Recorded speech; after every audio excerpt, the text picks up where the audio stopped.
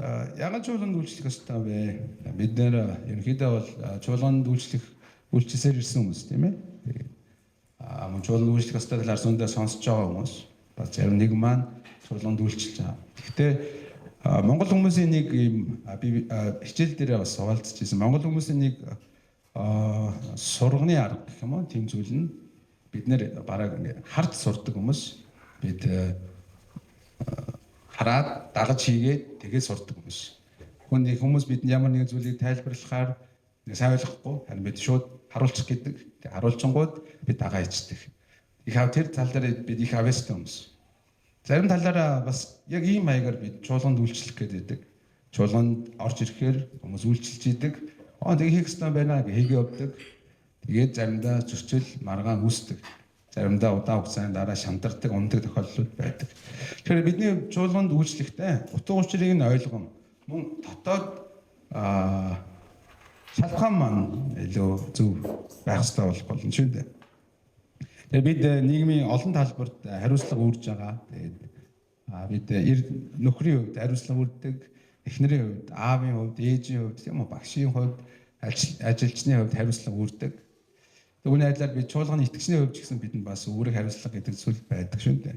Тэгэхээр өнөөдөр ягаад чуулганд үйлчлэх ёстой тухай яг Библиэд үндэслэн 3 чухал шалтгааныг таагүй хуваалцах гэж байгаа юм. Маш амархан байна шүү дээ.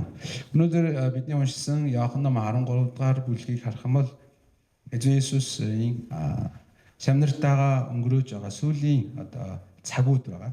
Эзэн Иохан номд шавнартаа сүүлийнхаа зоог барингаа маш олон урт сургаалуудыг айлдсан байдаг. Мөн бас олон зүйлийг шавнартаа ойлгуулсан байдаг. Нэг нь юу гэхээр шавнарынхаа хөлийг угаасан явдал байдаг.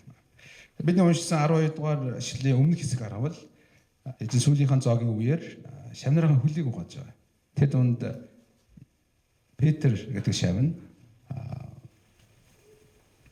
тамийн хөлийг угаахгүй шүү гэсэн чинь үгүй ийм учиртай амаа гэж тайлбарлангаа түүний хөлийг угаасан байдаг. Яг энэ хөл угаасны дараа болж байгаа үйл явдлууд бидний саний уншсан Библийн хэсэг байна. За. Хөл угаасны дараа эзний хэлсэн үгийг нэг хараад байна. Тэр 13 дугаар ишлээс 14 15-ыг уншия. 13, 14, 15. Та нар намайг багш эзэн гэж дууддаг. Тэр нь би мөн тул та нарын зөв. Тэгвэл би эзэн бөгөөд багш атлаа та нарын хөлийг угаасан юм чинь та нарч бас нэг нэгнийхээ хөлийг угаах учиртай. Миний та нарт үйлдсэн лугаан адил та нарыг үйлд хэмээн би ийм дуурайлал өгөө. Амен. Эзэн сүүлийнхэн зоогийн үеэ шавнартайгаа хөлийг угаасан нь ийм учиртай байлаа гэж. Өөрөөр эзэн тодорхой хэлж байгаа. Би багш, би эзэн хэрнээ, би та нарын хөлийг угааж байгаа. Тэгээ тухайн цаг үед ямар хүн хөл угаадаг байсан мэдэх байх тийм үү? Ямар хүмүүс вэ гэхээр зөвхөн боол хүмүүс, зарцууд ноёныхоо хөлийг угаадаг байсан. Харин эзэн өөрөө багш нь хэрнээ, эзэн нь хэрнээ тийм үү? Бурхны хүү Месиа хэрнээ тэдний хөлийг угаасан юм байна. Хөлийг угаасан шалтгаан нь юу байваа? Эдгээрхэн тийм үү? Эзэн тэднэрт юг ойлгуулахыг хүсэж байна гэхээр миний ингэж үйлдэлсний адил та нар бас бие биендээ үйлдээсэй юм даа гэж. Тэгэхээр Христ гэж бидний хувьд чуулганд өөрөлдвөл бие биендээ тийм чуулган гэдэг нь бид нар шүү дээ. Бие биендээ үйлчлэх ёстой байдгийн хамгийн ихний шалтгаан юу гэхээр эзэн Есүсийн үлгэр дуурайлын үднэс юм байна. Өөрөөр хэлбэл эзэн Есүс маань нэгдүгээрх нь чуулганы итгэгчнэр бие биендээ үйлчлээсэй гэж хүсдэг. Тийхүү энэ үлгэр дуурайлыг үзүүлсэн юм байна. Ойлгосон хүмүүс? Амен. Өөрөөр хэлэх юм бол бид заримдаа бид бодно шүү дээ. Би завгүй байна. Би ажил төрөл ихтэй, амьдрал их завгүй байна. Тэгээ би яагаад чуулганд үйлчлэх ёстой юм бэ? Одоо тийм цаг зав боломж энэ алга байна. Гэтэ харин эзний хүсэл юу гэхээр анханасаа тэр шавнартаа би биендээ үйлчлээсэй. Энэ үлгэр дуурайлыг үзүүлсэн та бид чуулгандаа үйлчлэх нь эзний маань хүсэл юм байгаа даа. Бас бид Марк номоос мэднэ шүү дээ тийм үү? Хүний хүү үйлчлүүлэхийн тулд бас харин үйлчлэхийн тулд ирсэн юм аа гэж.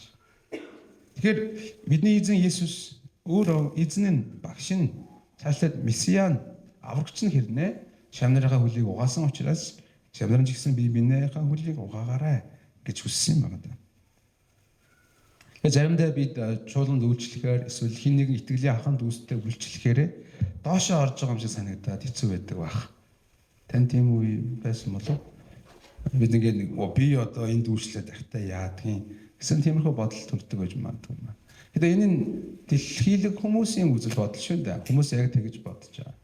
Хүмүүс муу хүн илүү жоохон доод алтан тушаалтан үйлчлэх ёстой гэсэн бодолтой байдаг бол харин бидний эзэн өөрөө үйлчлэлийн тухайд харуулсан учраас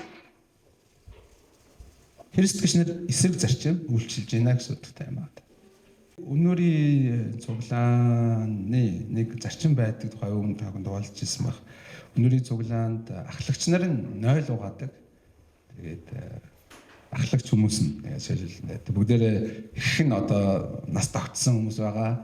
Их нь бас нэг юм одоо том бизнестэй ч юм уу тодорхой улс төрийн нөлөө өгөх хүмүүс байгаа шүү дээ. Том цуглаан болохоор.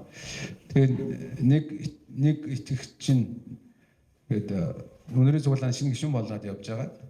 0-д орсон чинь компанийн захирал нь 0 угаагаас зогсож ирсэн гэсэн.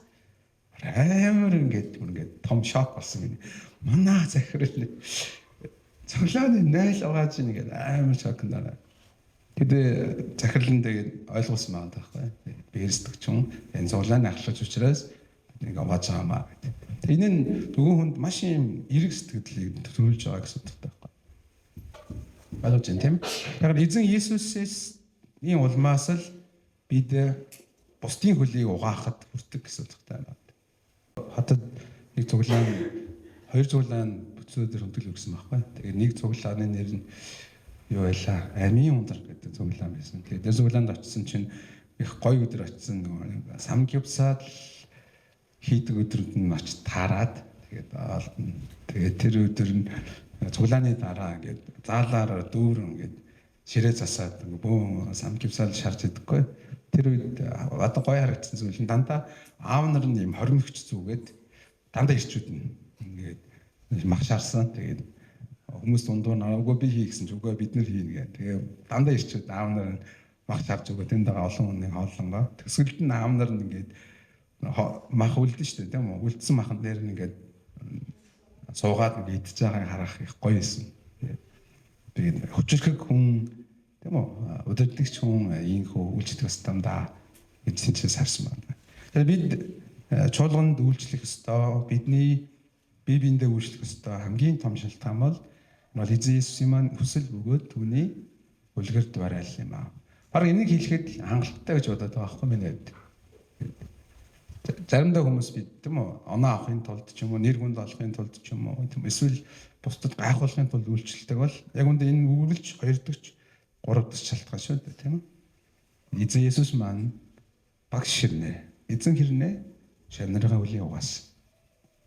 Тийм учраас би бусдын хөлийг угаах хэрэгтэй юм аа. Тэгэхээр энэ дээр чуулганы ариун ёслолын нэгт хөл угаах ёслолыг оруулдаггүй шалтгаан нь юу вэ гэхээр чуулганд 2 ариун ёслол байгаа тийм үү? Эхнийх нь ариун цаг, эсний цаг, нөгөөх нь баптизм тийм үү? Гэхдээ хөл угаахыг яагаад ариун ёслол оруулдаггүй гэхээр энэ нь үйлчлэлийн үлгэр дуурайлыг харуулсан учраас. Тэгэхээр хөл угаах ёслолыг бид амьдралдаа хэрэгжүүлэх ёстой болдог. Тэр нь бусдад үйлчилснээр. Тийм үстэй. Тэгэхээр бид марснараа тэгээд бидний яагаад чуулганд үйлчлэх ёстой юм? Эзний минь хүсэл, эзний минь үлгэр дуурайл. Бид чуулган гэхээр би барилга сав ярьж байгаа биш шүү. Би итгэж хүмүүсийн тухай ярьж байгаа. Бид бие биендээ үйлчлэх тухай ярьж байгаа. Саналыг байгаа хүмүүс? Аамен. За харин 2 дахь шалтгаан бий. 2 дахь шалтгаан нь 1-р Петр номоос бүгдээрээ харна. 1-р Петр ном 4-ийн 10-аас 11.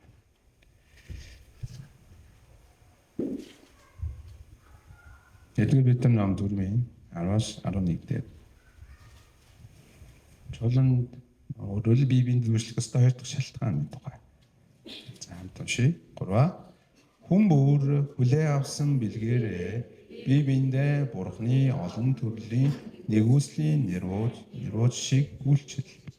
Ярьдаг нь Бурхны илэрхийлэлээр яриг, үйлчилдэг нь Бурханаас итгэдэг хүчээр үлдэг. Тэгээд бүх зүйл Есүс Христээр дамжин Бурханд сурдах юм аа. Есүс Христэд алдар ба бидний сүргүүч нь үеийн үед байв. Амен. Хоёрдугаархан Петрээр дамжуулан хэлсэн байна. Эзэн Есүс бидэнд бие биендээ үйлчлэлийн төлөх бэлгүүдийг өгсөн учраас бие биендээ үйлчлэх юм байна. За 10 дугаар ишлэгийг ялангуяа дахин харъя. Хүн бүр, итгэгч хүн бүр хүлээн авсан бэлгээрээ бие биендээ үйлчлээ гэж хэлж байна. Тэгэхээр Христ гэсэн бид бүхэнд Бурхан бэлгүүдийг өгсөн байдаг. Бусдад энэ бэлгээрээ бусдад үйлчлээрэ гэсэн хандлагаар бэлгүүдийг өгсөн байна. Та бэлэг хүлээ авсан гэдэгт итгэж байна уу? Бид яг тэр бэлгээрээ бие биендээ үйлчлээрэ гэж хэлсэн байна. Мэдээж хэр хэмжээнд яаж үйлчлэх ёстой вэ? Хэдүүр яг бэлгийг таньж мэддэг хоёр асуулт байдаг тухай өмнө хуваалж жийсэн санаж байна уу? Бэлгийг надад өгсөн Бурхны бэлгийг таньж мэдэх хоёр асуулт. Эхнийх нь би энэ зүйлийг хийхдээ баяр хөөртэй байдаг уу? Хоёрдугаарх нь энэ зүйлийг хийснээр үр дүн гардаг уу? Тийм үү? Хонь ямар нэгэн зүйлийг хийхдээ баяр хөөртэй байгаад тэр нь үр дүнтэй байгаа бол тэр нь бэлэг байна гэсэн утгатай. Хүмүүстэй. За жишээлбэл та ингээд цэвэрлэгээ хийхдээ баяр хөөртэй хийдэг. Яг цэвэрлсэн чинь гэлцдэг бол магадгүй бэлэг тооцоолох гэж үзэж болох юм. Тэгээ та цэвэрлэгээ сайн хийж чаддаг. Гэхдээ тэр дотор үргэлж ядаргаатай гэсэн бодол төрдөг бол энэ ч бас нэг асуудал болж өрнө гэсэн үг тийм ээ. Тэгээд ямар нэгэн зүйлийг хийхдээ баяртай хийж чадаад үр дүнтэй байгаа бол бэлэг байна гэсэн юм байна. Хүн бүр хүлээ авсан энэхүү бидгээрээ бие биендээ үйлчлээрэ гэж хэлсэн. Өөрөөр хэлбэл та баяр хөөртэй хийж чаддаг, бас үр дүнтэй хийж чаддаг тэр зүйлээрээ бие биендээ тусдсан болоо бие биеийг нөхөөрөө гэсэн үг шүү дээ. Энд үгэн дээр хэлэхдээ бие биендээ үйлчлэл гэж хэлэхдээ нэг чухал үгийг хэлсэн анзаарах хэрэгтэй байна. Бурхны олон төрлийн нэгүслийн нэрвууд шиг гэж хэлсэн. Өөрөөр бэлэг авсан хүмүүс олон төрөл байгаа.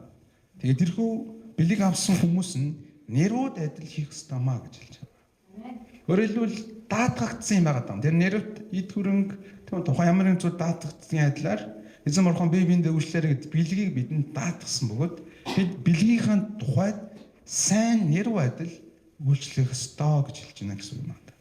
Танд ямар нэгэн бэлгийг өгсөн байгаад энэ бэлгийг хадгалаарай гэж өгөөгүй юм. Энэ бэлгээр сайн нэрв адил үйлчлээрэ. Учир нь эзэн нэрваас хизээ нэг өдөр асуух цаг байгаа юм. Өмстэй нэрвдаа тооцоо их цаг байгаа юм. Учир нь бид Библиэдээс хардаг ялангуяа Матай 8:25 дахь бүлэг дээр талантын тухай зөвлөл гардаг. Тийм эзэн талант өгсөн боолуустай ирэн тооцоо хийж байгаа тухай түүх гардаг. Энэ түүх бидэнд маш тодорхой ойлгомжтой хэлж өгдөг. Өөрөөр хэлбэл эзэн бидэнд хүн тусбад олон төрлийн бэлгүүдийг өгсөн бөгөөд тэгэхээр бэлгүүдийн тухайд нэрв адил, сайн нэрв адил үйлчлээрэ гээд дараа нь та биднээс асууна гэсэн юм аа. Миний хөө, миний охин би чамд ийм бэлгийг өгсөн. Энэ бэлгээр чи хэр өсгөж чадваа юм аа. Мөмстэй. Тэгээ би заримдаа одоо хүртэл айгаал байгаа. Бид мөнхөн улсад эзний өмнө очиад түүний биднээс асуултанд үнэхээр шоконд орох байхаа гэж. Яг олон хүмүүс яна би нэ мдээгүй штэ гэж амьдраад байгаа санагдаад идэг. Би бол танарт хэлсэн шүү заяа. Бурхан бидэнд сайн нэр байдал талантыг өгсөн. Бэлгийг өгсөн. Тэгээ би тэр зүйлээр сайн нэр байдал үйлчлэх ёстой байдаг юм аа. Тэгээ зарим хүмүүс бодож байгаа би чинь бэлэггүй хаа үгүй байгаа юм аа. Тэр та хэрэгсдэг хүмүүс бол бас танд өгсөн бэлэг гэж байгаа. Тэм ч учраас их Петрээр дамжуулаад энэ үгийг хэлсэн байна. Энд хэлэхдээ бие биендээ гэдэг үг хэлсэн байгаа юм шүү. Бие биендээ үйлчлээрэй. Зөвхөн өөртөө биш. Бусдын бэлгийг ашиглах тухай биш. Тэгвэл энэ хүн ийм бэлэгтэй энэгээрээ сайн зүйл хийж чаддаг бол тэр бэлгээр дамжуулан та бид тэжээгдэх биш. Та бас тэр хүнийг тэжээх, дэмжих шаардлагатай болно гэсэн юм байна. Энээр 11 дэх ишлэгийг харуул энэ бэлгийг хоёр хувааж тодорхойлсон байна. 11 дэх ишлэгийг хар та. Ярьдаг нь Бурхны илэрхийлэлээр яриг. Үйлчлдэг нь Бурхнаас тэтгэдэг хүчээр үйлчлэг. Хоёр бэлэг байна. Ярьдаг бэлэг, нөгөөх нь үйлчлдэг бэлэг. Өөрөөр нэг нь үг яриагаараа үйлчлэнэ, нөгөөх нь үйл хөдлөлөөрөө үйлчлэх юм байна. Ингээд бэлгийг хоёрт хувааж байна гэсэн байна. Тэгм үү? За хичээл зааж байна. Тэгвэл номлол хийж байна. Тэгм үү? Бусдыг ятгаж байна. Бусдыг бас босгон байгуулж байна гэдэг маань юугаар хийж байгаа? Ярьдаг бэлэг байна тийм үү? Харин янз бүрийн тийм үү? Тооцоо моцоо хийж байгаа, цэвэрлэгээ хийж байгаа, тийм үү? Зохион байгуулалт хийж байгаа энэ тгээс зүйлсүүдийг үйлчилдэг байна гэж хэлж байна тийм үү? Энэ хоёр төрөл байна. Заримд нь хоёулаач байж магадгүй, заримд нь нэг нь байж магадгүй тийм ээ. Гэхдээ энэхүү бэлэг өгддөг юм аа гэж. За, энээр нэг чухал үг байгаа даа. Ярьдаг бэлгээр үйлчилж байгаа хүмүүс нь Бурхны илэрхийлэлээр яриг гэж хэлсэн. Өөрөөр хэлбэл ярьж үйлчилж байгаа болохоор Бурхан хэрхэн илэрхийлсэн, бичээс дээр хэрхэн илэрхийлсэн, Бурхан зүрхэнд нь хэрхэн илэрхийлсэн тэр илэрхийлэлээр яригаа юм аа даа. Энэ нь хүч өгдөг юм аа даа. Тэр ярьдаг бэлэгтэй хүмүүс нь зөвхөн өөрийнхөө явах биш, яг Бурхан бичээс дээр болон ариун сүнсээр хэрхэн илэрхийлснээр дагуу ярих учраас маш урам зоригтой, маш итгэл үнэмшилтэйгээр тэр зүйлийг ярьж үйлчлэх болно. Учираас ярьдаг бэлэгтэй хүмүүс Бурханы илэрхийлсний дагуу, бичээс дээр болон ариун сүнсээр илэрхийлсний дагуу яриараа юм аа. Нөгөөх нь үйлчлдэг хүмүүсээ Бурханаас итгэдэг хүчээр үйлдэлээ гэж хэлсэн. Өөрөөр хэлбэл өөрийнхөө үйлдэх тухай яриаг юм аа. Энд дээр нэг том асуулт гарч ирнэ. Бид үйлчлдэг. Гэхдээ бид олон сар жилийн дараа шантараад урамгүй болчдөг.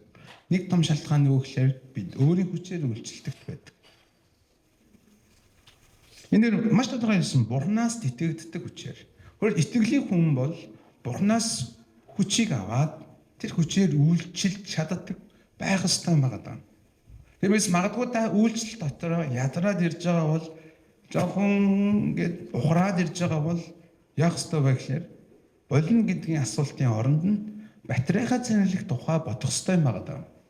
Дахин нэг эзний өмнө ирэх, эзний өмнө суух, эзнээс хүч чадлыг гуйх, эзэнтэйгээ ярих, тэр өөрийгөө цэнэглэх тэр цаг бидэнд хэрэгтэй юм байна. Амен. Тэр батарей дуусж байгаа тохиолдолд асуудал үүснэ шүү дээ. Тэр маш цэнэглэх шаардлагатай. Тэр нь Бурханаас хүч авна юм байна. Одоо та хэд маань бараг ялгаж чадна тийм өөрийнхөө үйлчлэх Бурханаас хүчийг аваад үйлчлэх хоёрын том ялгааг. Тиймээс нэг осны бас энгийнээр практикаар ярил залбирдаг хүн хизээч үйлчлэл дээр зогсдоггүй. Нэг ухраад байдаггүй. Олон үйлчлэл дээр шантарж байгаа, зогсолт хийж байгаа хамгийн том шалтгаан бол залбирал дээр унтсан байдаг болохоор тийм байдаг. Бид ч олон шалтгаан байгаа ч гэсэн би онцлон залбирал гэж хэлж байгаа шүү. Яагаад тэгэхээр залбирлаа дамжуулан бид Бурханаас хүчийг авдаг учраас тэр. Тийм үстэй. Тэгэхээр та энд байгаа хүмүүс өөрийгөө найзуудыгаа эсвэл өөр хэсэгч хүмүүсийг дүгнээд нэг үзээрэй. Залбирал зогсохгүй хүчгүй болдог тийхүү үйлчлэлээр бүдэрсэн байдаг. Хүч гэдэг үг нь маань бие махбод хүчин тухай ярьж байгаа биш тийм ээ. Тэгэхээр хоёр төрлийн үйлчлэл хийхдээ ярьдаг нь Бурханы илэрхийлэлээр яриг. тэрхүү урам зоригтой. Харин үйлчилж байгаа хүмүүс нь Бурханаас тэтгэгддэг хүчээр үйлчлэг. Тийм эзний хүмүүс байгаасаа гэж яриад байна. Тэгэхээр хоёр дахь шалтгаан харах юм бол Бурханаас бидэнд биед үйлчлэлээ ихэд гоё эрхэм бэлгүүдийг өгсөн учраас тэрхүү бэлгээрээ бид үйлчлдэг гэсэн утгатай байна. Тиймээс нэг та бид үргэлж бодох ёстой зүйл байх юм. Миний бэлэг юу вэ гэж. Миний бэлэг юу вэ? Тэгээ заримдаа бид олон юм хийж үзэх хэрэгтэй болно тийм үү? Заримдаа бид өөрөөсөө асуух хэрэгтэй болно. Харин гурав дахь том шалтгаан нь юу гэхээр за Ром ном 12 дугаар бүлэг рүү ороод харъя. За 12-ын 4-8. 4-8 дээр энэ тухай өгсөн байна. Ром ном 12-ын 4-8. За 3. Нэг бид олон эрэгтэн байдгийн адил мөн бүх эрэгтэнд ижил үйл ажиллагаа байдаггүй адил бид олуулаа Христэд нэг бие бөгөөд хүн бүр нэг нэгэндээ эрхтэг юм. Бидэнд өгөгдсөн нэгүслэр бэлгүүд маань ялгаатай. Иш зөвлөг нь итгэлийн хэрээр үйлчлэлээр сургагч нь сургаалаар ятгагч нь ятгалгаар өгөгч нь өгөөмрөөр удирдагч нь хичээнгүү зүтгэлээр өршөөгч нь баяртайгаар үйлд. Амен. За. Ялангуяа дөрөвдүгээр ишлэгийг хардаа. Нэг бид олон эрэгтэн байдгийн адил мөн бүх эрэгтэн ижил үйл ажиллагаа байдаггүй адил бид одуулаа Христэд нэг бие бөгөөд хүн бүр нэг нэгэндээ эрэгтэн юм аа. Амен.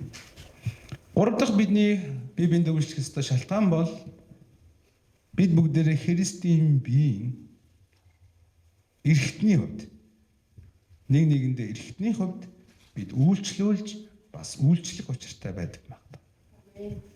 Агилээ бид Христийн биеийн нэг нэгэндээ эрэгтний хувьд бид үйлчлүүлж бас үйлчлэх учиртай байна.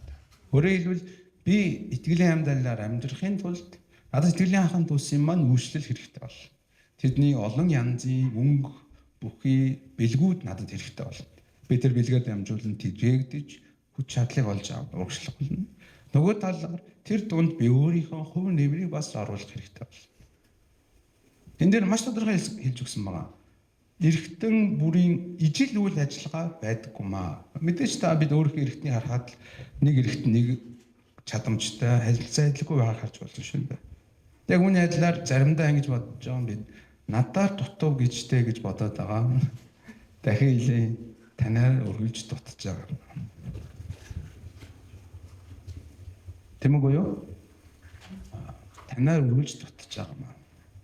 Тэгэхээр бид нэг биеийн олон эрэгтний хувьд бие биендээ үйлчлэх ёстой.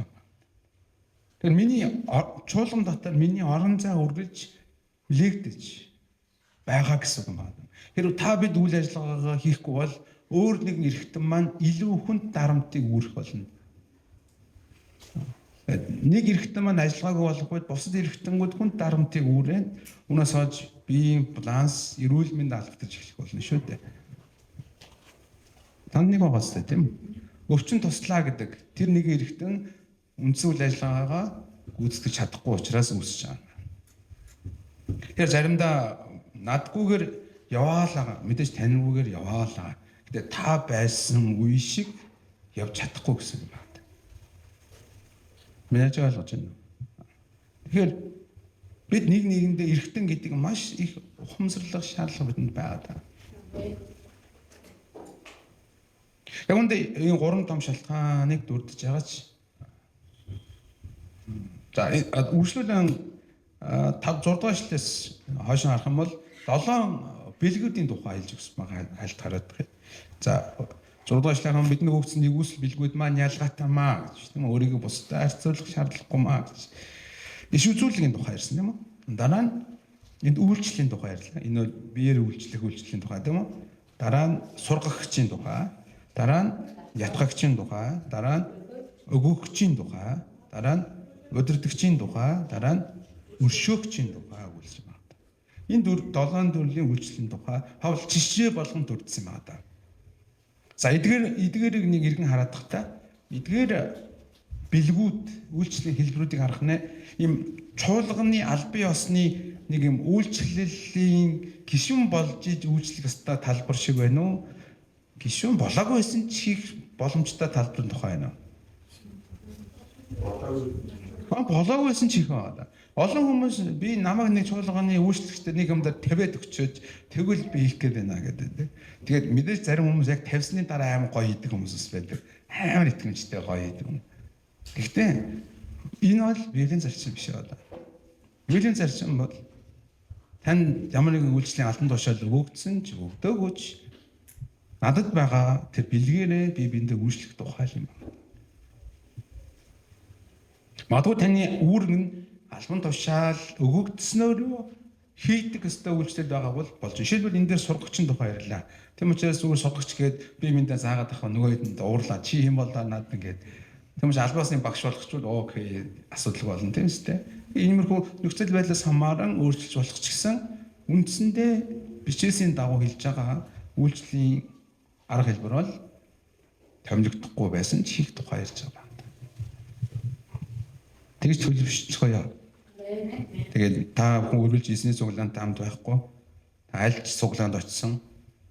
Тэгмээ тэр цуглаанд очихдоо тэр цуглаанд тань хийж чадах зүйл байгаа бол тэр зүйлээрээ үйлчилж өгөөл явмаар байна. Учир нь бидний шалтгаан нь зөвхөн энэ цуглаан биш шүү дээ. Христийн бие чуулган гэдгээр. Тийм өргөн харддаг эсний хүмүүс байгаасаа гэж юрэж байна. Хамгийн сүүлд нэг зүйлийг хуваалцаад дуусгана. Тэр нь юу гэхээр үйлчлэхийн тулд нэг чухал болцол байгаа. Хүнээрээ энэ ишлэгийг уншаад дуусгая. Эфес ном 4-р бүлэг 11-ээс 12. Тэр заримыг нь нэлж, заримыг нь иш үзүүлэгч, заримыг нь сайн мэдээ тунгалагч, заримыг хүнчин багш болгосон нь ариун хүмүүсийн үйлчлэлийн ажилд бэлтгэж Христийн биеийг байгуулахын тулд юм аа. Амен. Энэ дээр маш тодорхой хэлж байгаа. Тэгмээ эдгээр 5 хүмүүсийг за энэ 5 хүнийг одоогоор ярих юм бол чуулганы пастор, ахлагч, биелийн сургуулийн багш нар гэж ойлгож байна. Эдгээр хүмүүсээр дамжуулаад үйлчлэлийн ажлыг ариун хүмүүсийн үйлчлэлийн ажилд бэлтгэх гэж. Энэ нөгөө талаас нь харах юм бол бид ариун хүн гээд шууд үйлчлэл орохоос түрүүнд бэлтгэгдэх ёстой байдаг юмаа гэж байна. Өөрөөр хэлбэл бид хинт итгэснээ яаж үйлчлэх ёстой тухайд бид бэлтгэгдэх шаардлагатай болт юм байна. Тэгэхээр тодорхой хэлж байгаа юм. Ариун хүмүүсийн үйлчлэлийн ажилд бэлтгэхээрэй гэж хэлсэн. Тэгэхээр яг үндэ пастор ахлагчдын үндсэн үүрэг бол тамирчин биш. Тасгалжуулагч юм байна да. Жинхэнэ тамирчин нь хэн бэ гэхээр ариун хүмүүс юм байна. Ариун хүмүүс өөрийгөө бэлдээд тус бүрийнхээ бэлгийн дагуу үйлчлэлийн ажил дээр зогсох хэрэгтэй байгаа та. Энэ ажлыг нь хийдэг тасгалжуулагч нь бол пастор ахлагч нар байгаа. Тэм өөрөөр гол тамирчид нь ариун хүмүүс, тасгалжуулагч нь пастор ахлагч хүмүүс байдаг. Бид цугаагдах хэрэгтэй байна. Тэгвэл бид өөрийнхөө үйлчлээд чуулганд асуудлыг үүсгэж шин. Тэгэхээр хайртай тэглээхэн дүүсмэнэ. Бид чуулганд бид бие биендээ өөрөөр үйлчлэх хэрэгтэй байна. Бид бие биендээ үйлчлэхдээ 3 шалтгааны улмаас ийсэн дахин тавтыг. Эхнийх нь юу вэ? Энэ бол Есүс эзэн маань хүсэл бөгөөд түүний үлгэр дуурайлал учраас. Энэ бол хамгийн том шалтгаан шүү. Энэ өөр ярих юм юу ах вэ тийм ээ? Тэр хөлийг минь угаасан. Тэгээ бас бусдын хөлийг угаараа гэж хэлсэн. Тийм учраас бид үйлчлэлдэг. Хоёрдугаарх нь юу байсан бэ? Бидэнд бие биендээ үйлчлээрэй гэж тэрээр сүнслэг бэлгүүдийг өгсөн юм аа гэсэн.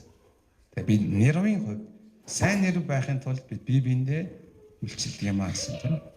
Гуравдугаар шалтгаан нь байсан байна. Бид нэг нэгэндээ эргэтэн учраас бие биендээ үйлчлдэг юм аа гэсэн. Тийм хүмүүс байгаасаа гэж яриад байна.